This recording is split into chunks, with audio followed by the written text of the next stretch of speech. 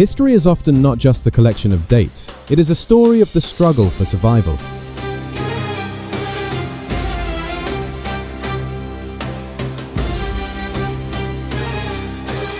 In the heart of the Middle East lies a country that has never fully allowed itself to be colonized. This is the land where the first Charter of Human Rights was written, and where one of the greatest Islamic revolutions of modern history took place. From Persia to Iran, this thousand-year journey is intertwined with tales of empires, the politics of oil, and the power to reshape the balance of world powers. Today, we will explore the complete 2,500-year history of Iran. In 550 BCE, from the rich plains of Mesopotamia to the banks of the Indus River, a vast empire was born. The founder of this empire was the Persian king, Cyrus the Great. He established the first true superpower in history, the Achaemenid Empire. But this empire did not stop at conquering vast territories. Cyrus and his successors also conquered the hearts and minds of people. Alongside winning wars, they brought a new philosophy of governance. When Cyrus entered Babylon, he freed hundreds of thousands of Jews who had been held in chains of slavery for centuries. He granted religious freedom. People could practice any religion they wanted, and no one would stop them. Because of this liberal policy, even today many call Cyrus the father of human rights. His ideas continue to inspire modern democracy and tolerance.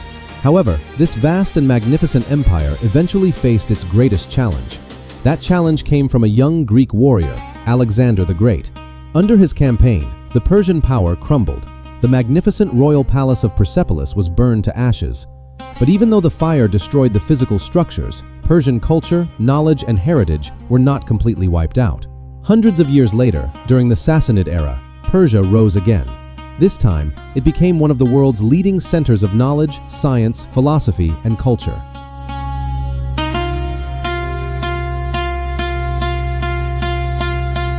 In the 7th century, under the orders of Caliph Abu Bakr as-Siddiq, radiyallahu anhu, Arab Muslim forces advanced toward the Sassanid Empire.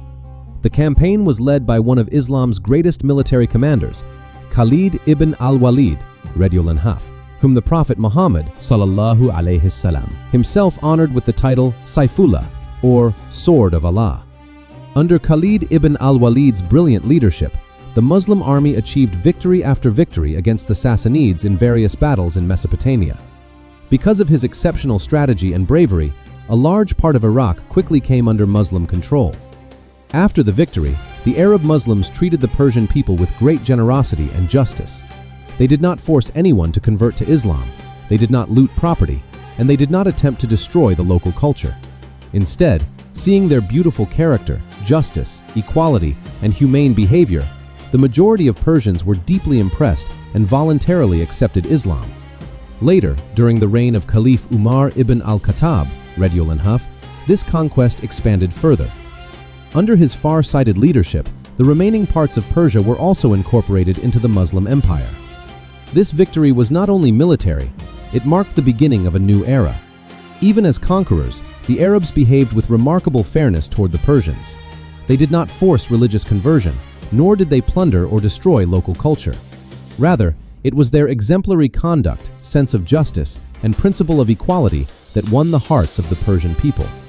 After accepting Islam, the Persians deeply preserved their own culture. While Arabic became the language of religion and administration, the Persian language and culture flourished. This beautiful fusion made Persia one of the most important centers of knowledge and intellect in the Muslim world. From the immortal epic poem Shahnameh by the poet Ferdowsi, to the great philosopher and physician Ibn Sina, the pioneer of medical science Al-Razi, the poet-mathematician Omar Khayyam, the father of algebra Al-Khwarizmi, the multifaceted genius Al-Biruni, the great scholar of mathematics and astronomy Nasir al-Din al-Tusi, and the world-renowned Sufi poet and philosopher Jalaluddin Rumi. These luminaries elevated Islamic civilization to new heights in knowledge, science, philosophy, and literature. Later, during the Safavid dynasty, Shia Islam was established as the state religion of Iran. Even today, this Shia tradition remains a vital part of Iran's national identity and geopolitics. The generous and just policies of the early Arabs proved that the spread of Islam was not achieved merely by the sword, but through the power of character, justice, and equality. In the mid-20th century, Iran's fate was completely changed by a simple liquid: oil. At that time, Iran's vast oil resources were controlled by the British company Anglo-Iranian Oil Company. They extracted Iranian oil and sold it on the world market, but gave Iran only a tiny share. The British were enriching their own economy by looting this oil, while the Iranian people watched their own national wealth being taken away. In protest against this injustice, in 1951, Iran's democratically elected Prime Minister, Mohammad Mossadegh, took a bold step. He nationalized Iran's oil industry.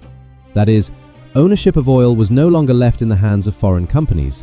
It became the property of the Iranian people. This decision created widespread enthusiasm among the Iranian public. Mossadegh became a symbol of nationalism, but this was a major blow to British interests. What was the result? Just 2 years later, in August 1953, the American intelligence agency CIA and the British intelligence agency MI6 jointly planned a secret coup. The operation was named Operation Ajax. They hired people with money, ran propaganda campaigns, and bought off sections of the military to create chaos against Mossadegh. Eventually, Mossadegh was overthrown. In his place, power became even more concentrated in the hands of Shah Mohammad Reza Pahlavi. The Shah was given absolute power, and he built close relations with Western countries. This single event left a deep mark on Iran's history.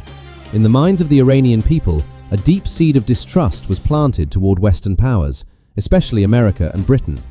They saw that their democratically elected leader had been forcibly removed by foreign powers simply for the sake of oil interests.